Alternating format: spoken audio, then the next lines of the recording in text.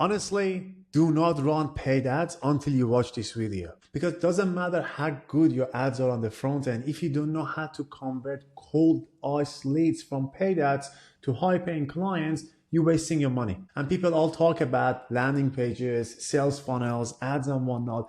That's 20% of the work. 80% of the result is done by selling and using the right sales process to convert cold leads. In this video, I'm going to break down everything I know about sales and the process I use to close 20K a month clients from my own marketing agency. There is no sugarcoating here, just a straight talk. Sales is like a multi-dimensional puzzle that takes time to crack. Psychology, process, scripting, framework, pitch deck, discovery call, strategy session, follow-ups, everything is too much. And the only way you can get better at it is actually by burning through your leads and sales calls. We go ups and downs in this journey, and that's completely normal. And how do I know? I've had 3 marketing agencies myself, and I've been running ads for high ticket service-based businesses since 2018. And I've seen how people lose opportunity by just not having the right sales process. And I came from a humble beginning. My sales journey started back in 2014 when I was importing and exporting sneakers to wholesale. And then when I landed in Australia, I started going door to door and business to businesses to sell car cleaning products. The most brutal way you can learn selling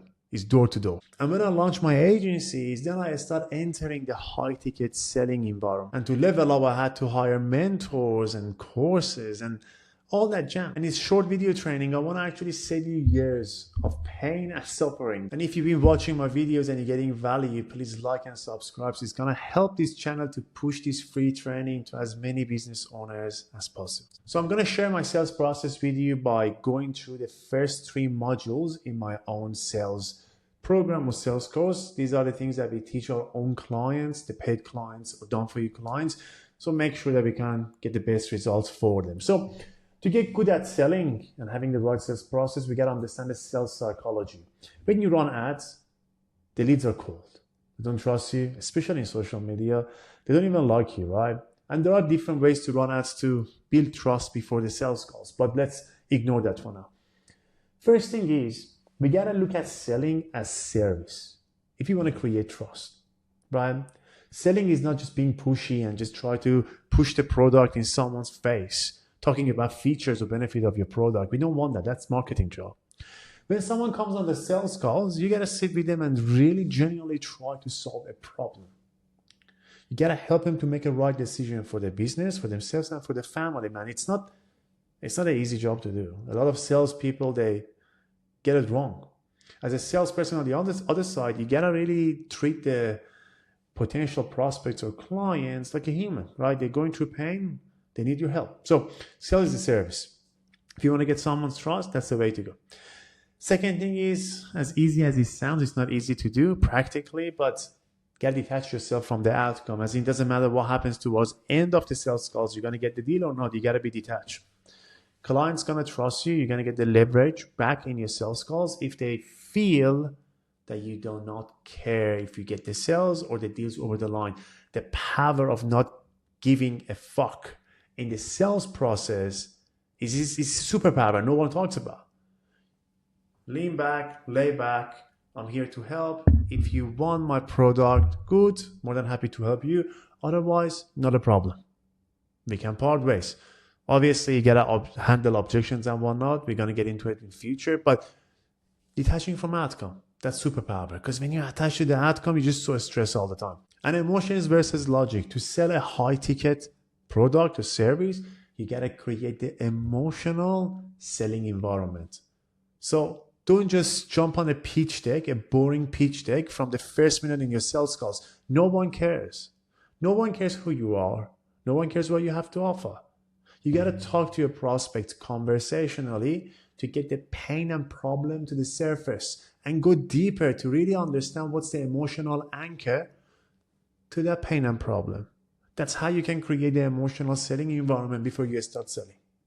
And these are just obviously theory, right? This is sales psychology. Before we start getting into the process, how you actually can get good at selling. Everyone talks about this scripting, this pitch deck, this framework, but no one talks about how you actually practice selling. There are 3 things I would recommend you to do, right? You got to have a script in front of you. whatever sales framework you're using, you gotta read aloud that script. You gotta have sales book you're reading. You gotta have sales courses you're watching. You gotta always learn. Theoretically, you gotta learn how to sell better without being salesy. There is always like new mentors, new experts coming to the space that they're evolving the game. You gotta be on top of it. So the way I like to study is I learn everything and I keep optimizing my sales script, my sales process and scripting what I say and how I say it, right? And then I solo train it. Beside all the study I do, I actually like read aloud my script every morning like 10 minutes before I even start work. When I started selling high ticket, I spent like years. I spent 2 years straight just reading my script, read aloud, man. Like there is no shortcut to it. You gotta be able to stick with the path, which is your scripts. The best sales closers, high ticket closers, they still have their script in front of them when they're talking to the prospect. Trust me, I work with a few of them in my companies. Let me come up with the analogy here, right? Let's say you play like basketball, okay, as generic as possible, right? To be able to be successful in basketball, you have to spend time on the field just throwing like 3-pointers. Just throw the balls in the basket, right? That's solo training. But that's not the only thing you do, because then you have to be in the environment to drill the shots. So you have like 2 of your team members in front of you and you try to dribble and then they shoot the shot. That's what we call role play. You gotta probably join like sales institution to be able to role play with different people. Like in my company, I role play with all of my done-for-you clients and the sales teams because that's part of our service. We want to make sure that people are getting results from the ads. But like I have accountability partners that I've been like role playing for years and years to this day. If I hit the like roadblock in my sales process, I have mentors, I have like partners, I have like business friends that they can help me role play, and you have to create that network for you. You jump on the Zoom call, you role play, they're going to give you feedback, they're going to give you challenges to overcome. That's the only way you can get good at selling, because now this is just drilling, right? And at the beginning of this module, I just mentioned that the only way you can get good at selling is by actually burning through the leads and sales calls, which comes the real practice, which is the match day in basketball, right? Which is sales calls. You got to jump on and you got to spar. You got to play the chess match with your prospects. They're going to play with you, not knowingly. And some people are really good at selling. Some of these business owners are really, really good at selling. And you go against them to kind of be able to convert them to a deal. And if you don't have a right sales process, they're going to smell it and they're going to be like, man, what an amateur. I don't want to even like work with these guys. The number of deals I closed because I had a sales process, and they trust me because of the sales process. They wanted to have a process that I have. So many, right? From paid ads. People that they didn't even trust me, but they came because of the sales process. The trust was created and I could convert them to high ticket deals. Now let's talk about the sales process itself. Obviously, when we run ads, we're going to generate leads, we're going to generate application and inquiries, but we also should have a funnel on the back to generate sales calls. When someone books a sales call with us, I'm a big believer of 2-step closing process, and at times 3-step closing process, which I'm going to get into. So what is the 2-step selling process? First, we're going to have a discovery call or triage call. This call is designed specifically to get the information that you need from the prospects to qualify. The qualification really is objective. The qualification is very subjective of what your business is and what you see as a qualified prospect. That might be financially. Do they have a legitimate problem or just here to kick the tire? Because there are a lot of time investors out there that are jumping for free advice. You gotta identify them in the first like couple of minutes in your sales calls and remove the sales calls from your calendar and move on. We don't want to waste time. But if someone has a legitimate problem and pain, that's why creating that emotional selling environment is important, because if the pain and problem comes up and there is a bigger purpose behind solving it, then you know this guy actually has a legitimate problem. So money and time and objections, they become secondary because the problem is so strong. And then you're going to qualify them financially in different ways.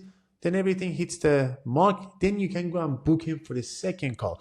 So the first call normally takes like 10 to 15 minutes at times to kind of like qualify somebody. So when you book him for the actual sales calls, you don't waste your time. And because you have multiple touch points with the prospect, you're actually creating trust. One really cool thing that we do in the first discovery call is actually frame them on the pricing. Very direct. Hey man, this is going to cost. This is what's going to cost. This is going to cost this much to this much. Is it within your budget?